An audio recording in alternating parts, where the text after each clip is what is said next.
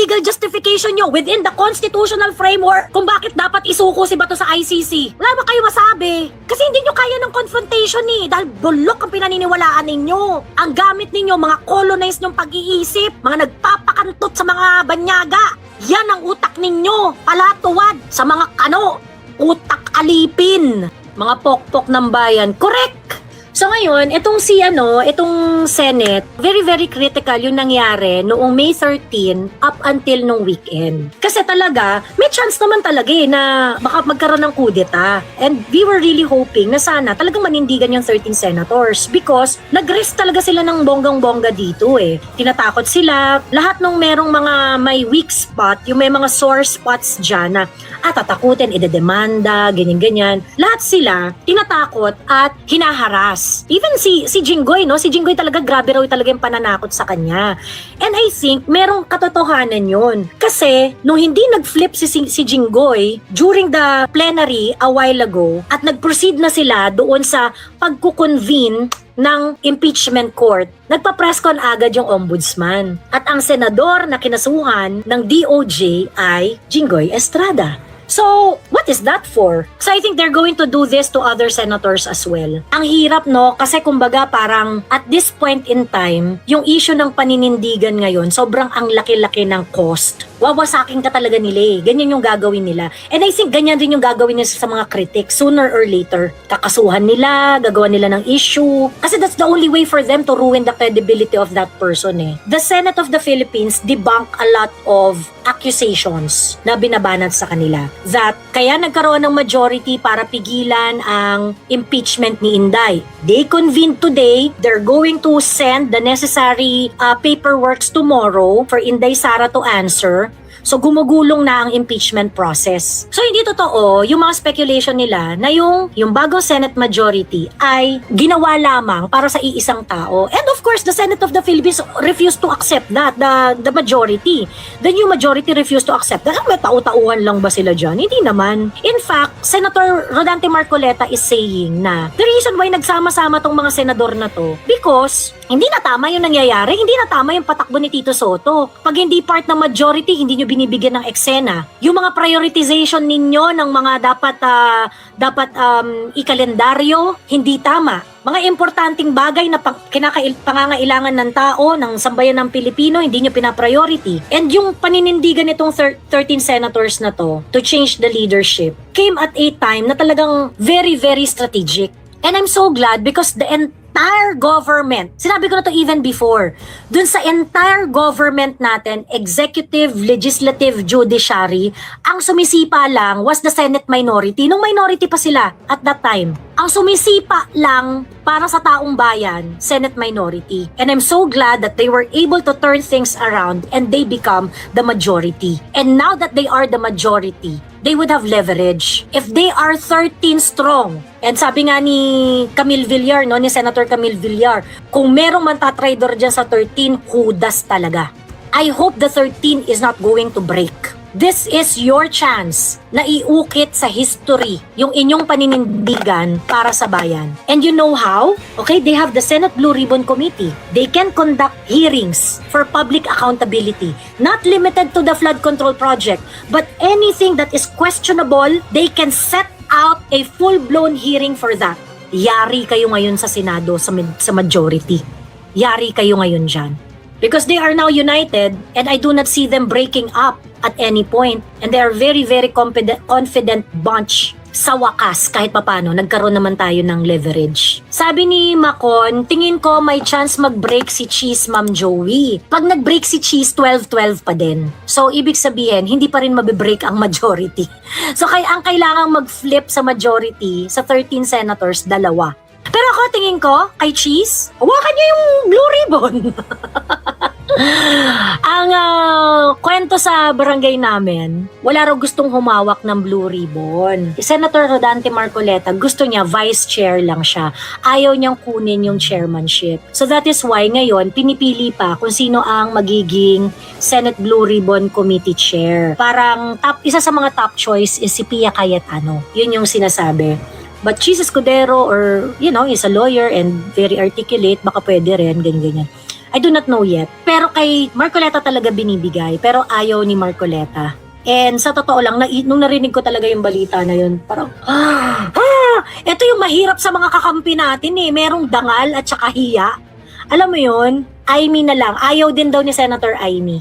I think si Marcoleta, ayaw niya. Kasi meron, alam mo naman, actually sa totoo lang, yan ang hirap sa atin eh, sa mga kakampi natin. May mga dangal at saka may mga hiya.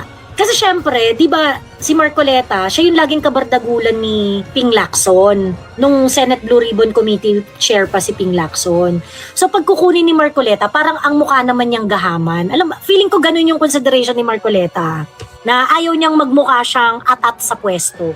Pero Marcoleta wanted to be the vice chair. Gusto niya nandun pa rin siya, pero vice chair lang. Sabi ko ngayon, ang kahinaan ng mga Duterte aligned, hindi makapal yung mukha. Yung mga ano lang naman, yung silang sa side lang naman nila makakapal lang mukha. Ate Joey, dami nagre-react now sa Cup of Joe. Respect daw, sabi ng fans. Bakit? Ang Cup of Joe ba, nirespeto niya ang mga Davaoenyo? Dami nilang fans sa Davao kaya nga may concert schedule dun eh. Nirespeto ba nila yung fans nila sa Davao? Ganun lang yan. Pag di ka marunong magbigay ng respeto, you're going to harvest it. At yan yung nakuha ninyo. Kupal kayo eh. I mean, Cup of Joe is a talented bunch, ano. Ngayon, pag magpa-politics kasi kayo, ibang usapan yan. 'Di ba? Ito nga yung sinasabi ko sa mga artista, sa mga singer, sa mga celebrity, ganyan-ganyan.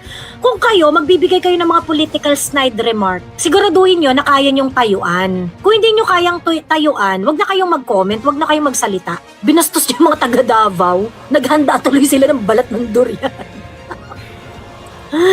Diba? Wag ganon, mga beks! Wag ganon!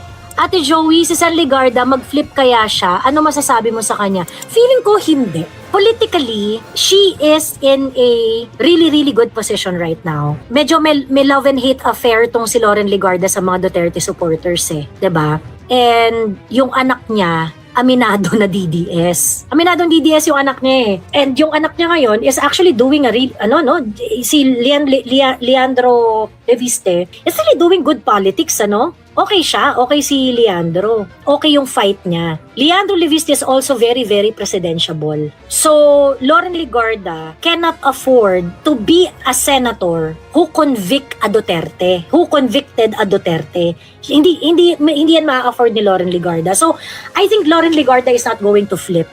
Kasi the political cost extend not only to her, but to her son, Leandro Leviste. So, tingin ko okay na yan si Loren Ligarda.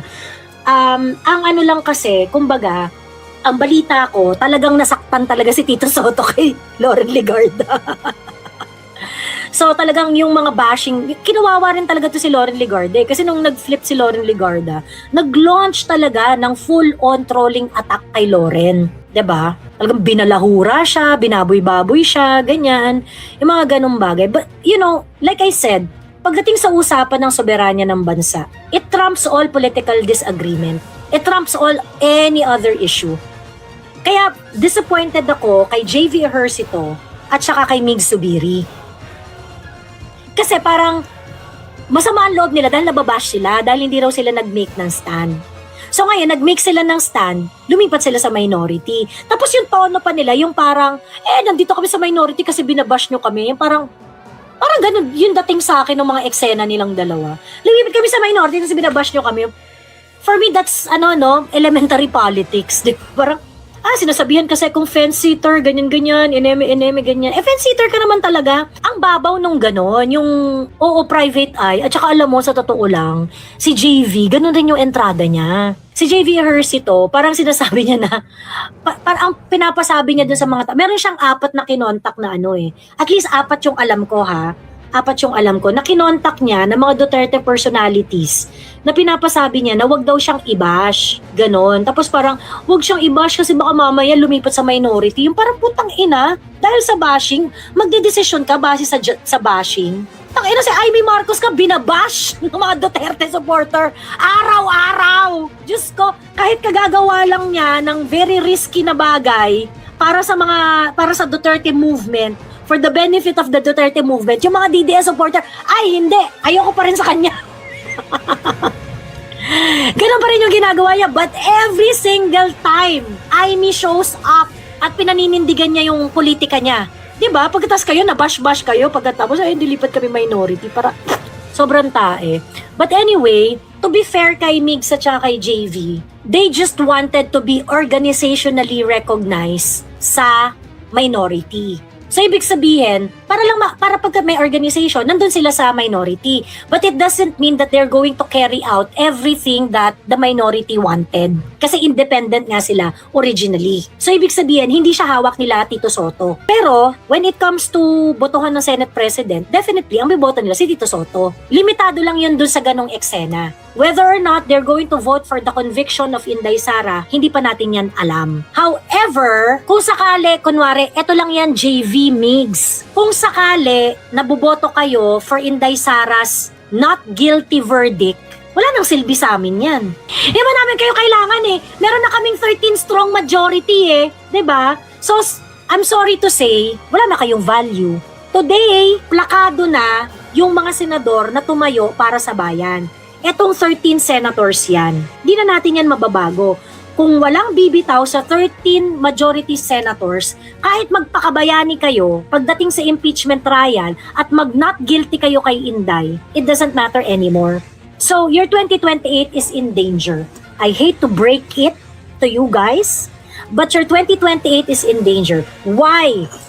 Alam mo, Senator JV and Senator Migs Zubiri, hindi nyo alam ang gusto ninyo. You chose to be a fence sitter at that time na very, very critical ang situation. You did not take a risk. Si Jinggoy nga aarestuhin kakasuhan Kinasuhan mismo nung araw na hindi siya nag-flip.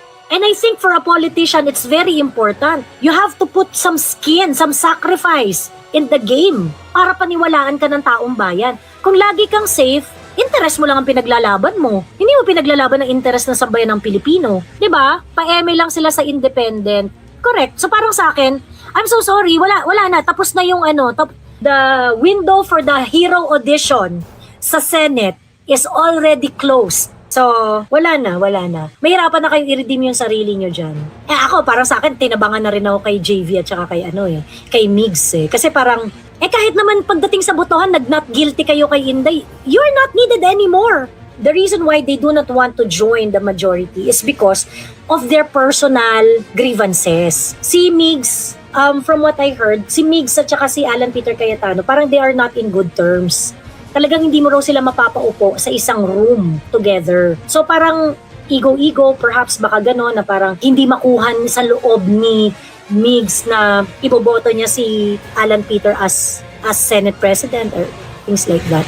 So hindi niya ma-afford na mag-join ng majority because of Alan Peter Cayetano. And for JV Ejercito, hindi niya kaya na pumunta sa lugar na nandun si Jinggoy Estrada. Yun naman yung dito para kay JV. Dito natin susubukan si Sen Jinggoy. Hindi talaga bumitiw. Mabuhay ka, Sen Jinggoy and Sen Joel. Correct. Si Joel Villanueva, pagtitripan rin niya ng bonggang-bongga. Ayaw palang mabash ni JV, di huwag siyang magpolitiko, sabi ni Floren. Correct. Alam mo, sobrang yun yung turn off kay JV. Kasi parang gusto niya respetuhin siya agad nang wala pa siyang ginagawa. Gusto niya bigyan siya ng benefit of the doubt. Wala kang pakinabang sa Duterte movement So, if you cannot put skin in the game, you do not deserve the respect of the Duterte supporters. So, huwag kayong nanghihingi ng benefit of the doubt kung wala kayong puhunan. Mamuhunan kayo sa amin kasi kami yung botante. Hindi kayo yung lagi yung humihingi ng pabor sa amin. Nakikinig kayo dapat sa amin kasi kami yung botante. May sinabi si Patty Bao na umamin daw si Bato sa KMJS. Actually, merong kabubuhan na ginawa tong mga pink. Yung parang, may interview kasi si Bato, tapos sabi ni Bato, sino raw ang tumawag sa kanya para pumunta sa Senate? Si Alan Peter Cayetano daw. Tapos ngayon, parang sinasabi nila na parang, huli, si Alan Peter Cayetano ang nagplano, kines, ganyan. No ngayon? O di ngayon, now you know, di ba? No ngayon, kasi Alan Peter Cayetano nagplano na pumunta si Bato at mag-attend kung paano siya pumunta at boboto sa Senate. Anong problema? Anong issue? As a Senate President, it is one of your responsibilities. Hindi ko gets yung parang feeling nila meron silang gotcha moment doon. Feeling nila parang, ano ngayon? O tingin mo, sino ang nangulit kay kung sino ang nangulit kay JV Ejercito at saka kay Migs Zubiri? Malamang si Soto. Siya yung nagko-collect ng numbers Pero hindi ko ba din maintindihan tong mga to na parang, o ano ngayon kung si Alan Peter Cayetano ang tumawag kay Bato at nag-usap, ano ngayon kung meron silang kwento? Nakakaloka lang, parang mga siraulo.